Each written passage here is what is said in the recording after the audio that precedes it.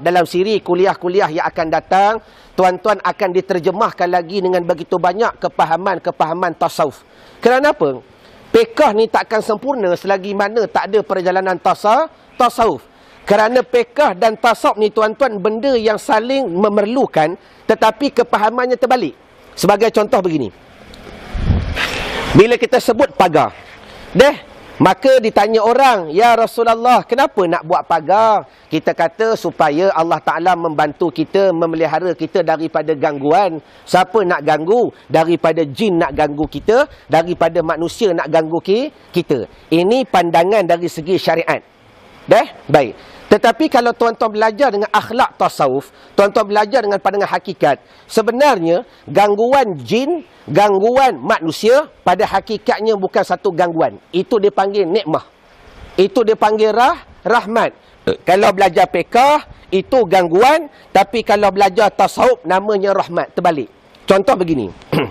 Kita ni tuan-tuan, semayang kita bukanlah khusyuk sangat, betul tidak? Martabat orang awam, nak capai khusyuk tu dalam 10 kali semayang, satu pun tak ada, hamba lah tuan-tuan, tidak? Baik.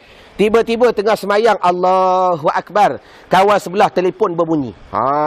Telefon berbunyi. Kalau lagu nasyid tak apalah, kalau lagu qasidah tak apalah.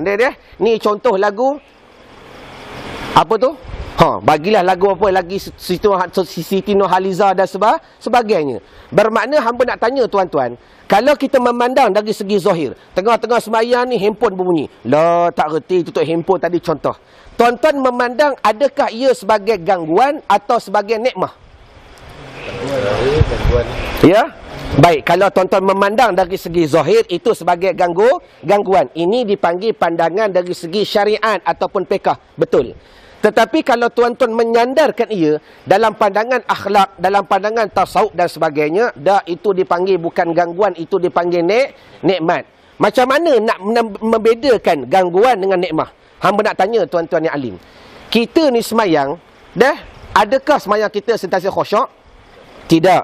Bila tak ada gangguan, contoh semayang gangguan tak ada, adakah tuan-tuan akan khusyuk juga? Lagi tidak. Bila tak ada bunyi handphone, lagu tu juga. Tak ada bunyi handphone pun macam tu juga. Ada bunyi handphone pun macam tu juga. Baik. Tiba-tiba tengah semayang, yang hati kita sentiasa lalai. Apa makna lalai? Jawapannya mudah. Tak ingat kepada Allah, nama lalai. Ingat kepada Allah dipanggil orang yang sentiasa ingat kepada Allah. Maka tengah-tengah semayang datang satu ujian. Jaga. Ujian dia apa? Handphone sebelah berbunyi. Baik. Kalau tuan-tuan memandang dengan pandangan syariat, Allah, kenapalah handphone tak tutup ni? Maka mendatangi pada hati kita, membawa kepada benda tadi. Tapi kalau kita pandang pada mata hakikat, tu orang yang telefon tu, kalau Tuhan tak gerakkan hati dia, dia boleh telefon tak waktu maghrib ni? Itu kalau kita pandang jauh. Baik. Macam mana nak memandang dengan pandangan hakikat? Bila datangnya ujian tadi, maka hati kita hidupkan dengan menolak ia dengan berzikir. Allah, Allah, Allah. Kenapa kita berzikir? Sebab datang ujian tadi. Maknanya hamba nak tanya tuan-tuan, kalau tak datang ujian tadi, hati nak berzikir tak? Kata Nabi SAW, satu saat kita ingat kepada Allah, waktu tu lebih baik daripada 24 jam kita lalai kepada Allah Subhanahu wa Ta'ala. Sebab tu pada pandangan ulama sufi, tiap-tiap ujian ni semuanya nikmat. Sebagai contoh kawan kita, dulu tuan-tuan masa kaya ni, Allahumma salli ala Muhammad, nak sebut nama Allah ni begitu payah.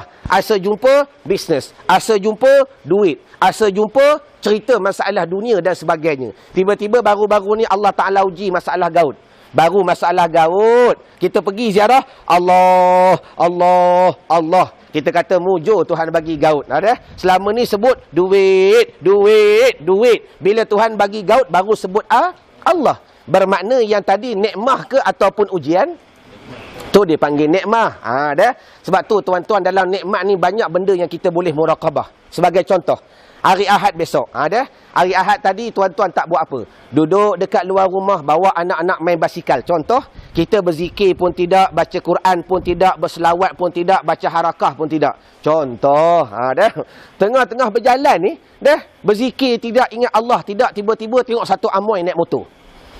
Amoy ni tuan-tuan maklumlah, naik motor bukan reti pakai seluar panjang. Lagi pendek nak pakai boleh. Betul ke tidak? Maka bila tengok amoy naik motor, astagfirullahalazim.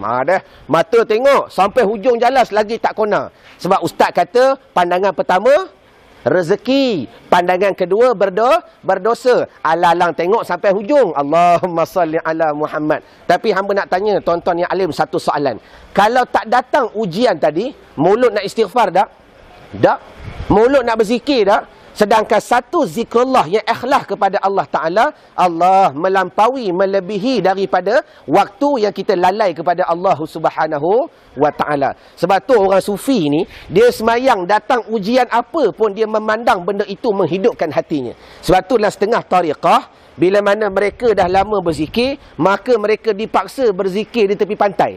Merubah alunan ombak tadi kepada alunan zikrullah. Sebab tu setengah-setengah awliya kadang-kadang dia mengajar duk bunyi-bunyi bising pun tak ada masalah dah. Kerana dia memandang semua bunyi tadi dia boleh merubah kepada bunyinya Allah.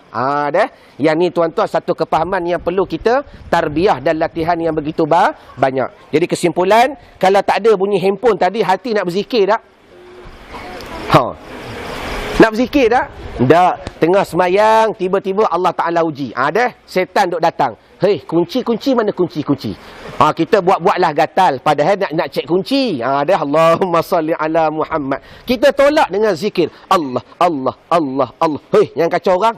Contoh dah. Kita zikir. Datang pula, dia uji lagi. Bermakna, lagi dia datang, lagi kita berzikir. Lagi dia datang, lagi kita berzikir. Bermakna syaitan mengganggu kita tu atau